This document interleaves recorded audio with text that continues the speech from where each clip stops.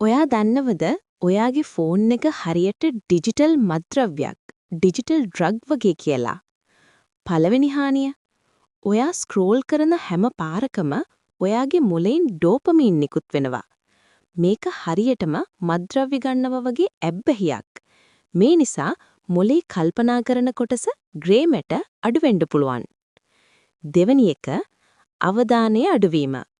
Phone එක නිසා දැන් අපේ අවධානය රඳවා ගන්න පුළුවන් කාලය attention span තත්පර 8කට බැහැලා.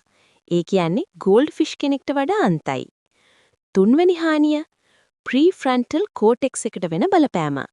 මේකෙන් තීරණ ගන්න එක, හැඟීම් පාලනය කරන එක දුර්වල වෙනවා.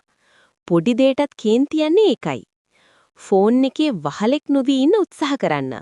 දවසම ෆෝන් එකේ ඉන්න යාළුවට මේක ෂෙයා කරන්න. මේ වගේ වැදගත් වීඩියෝ බලන්න දිගටම Mind Facts අපිත් එක්ක එකතු වෙලා ඉන්න.